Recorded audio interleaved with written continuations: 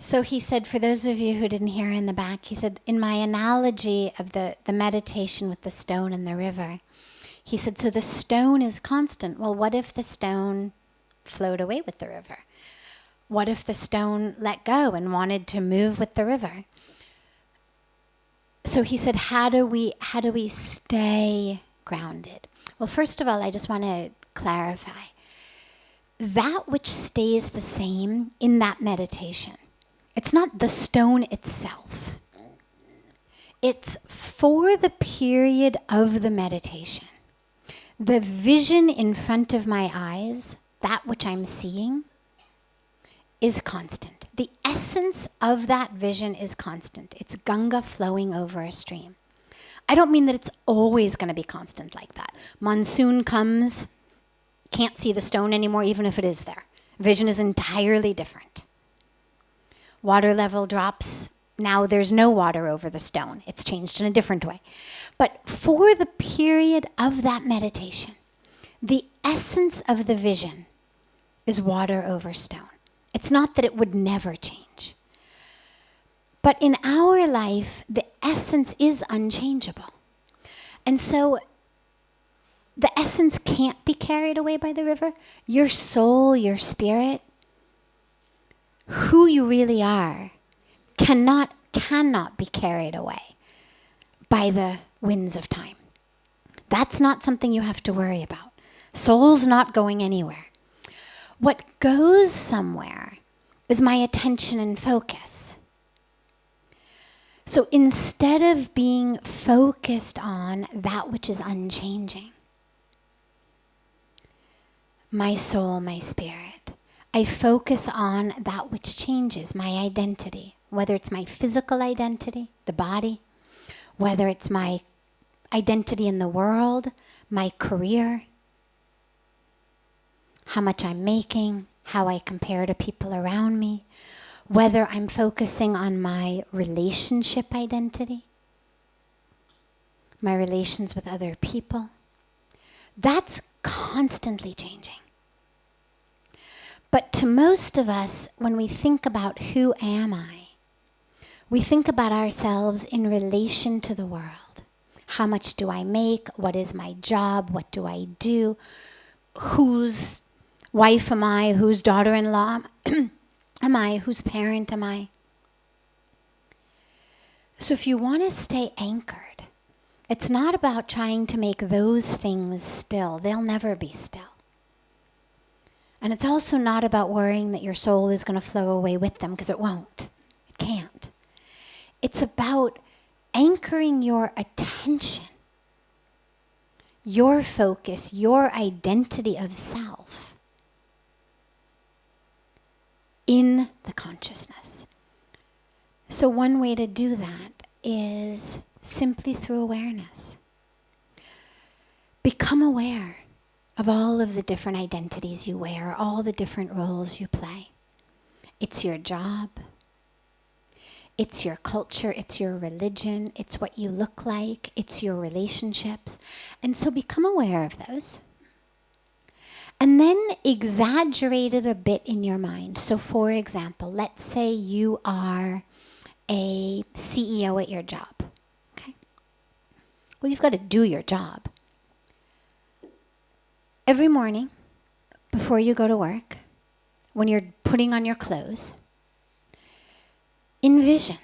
If you can sit and meditate, great. If you can't, don't worry. You can do this as you're dressing at the same time.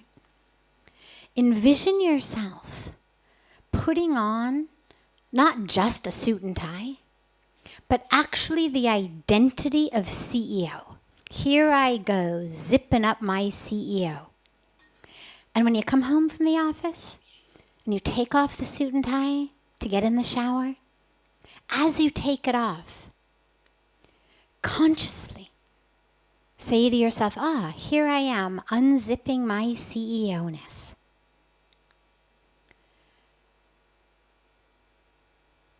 When you are going or you're entering the house, say from the office,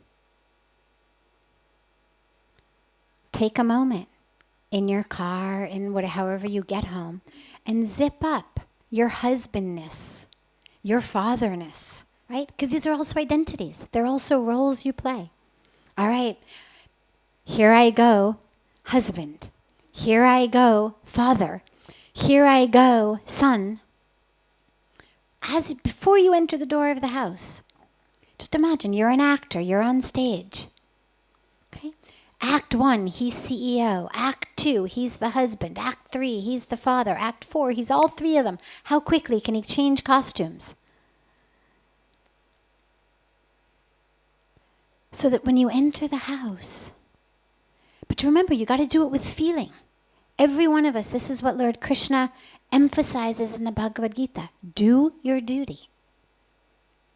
And we have to do it sincerely. So it's not about, oh, well, I don't have to really do anything because I'm just playing the role of your husband anyway. No. With full sincerity. And with full awareness that, yeah, you're playing a role.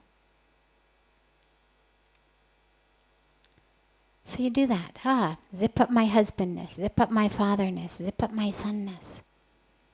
And then take it a little deeper. Try to do that for a few weeks.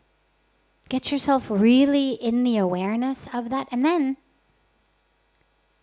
when you go to bed, unzip your fatherness. Unzip your husbandness. Unzip all of that. Take a moment. Sit in meditation. Sit in a temple if you have one. Even if it's just sitting on your bed cross-legged for a few minutes before you sleep. Unzip it all. Unzip all of those roles. Do that for a few weeks. Then take it deeper. Because the idea of being a male Indian, also a role. So once you're comfortable with the on and off of the CEO-ness, the on and off of the husband and father and sonness, try to take it deeper. Feel yourself putting on male Indian. Feel yourself taking it off.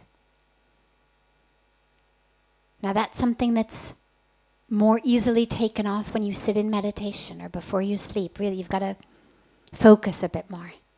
Go within. When you unzip it all, what's left? Who's the one that's going to sleep? If you've pulled off CEO and you've pulled off husband and father and son and Indian and male, who's laying down in bed? And it starts to give you a glimpse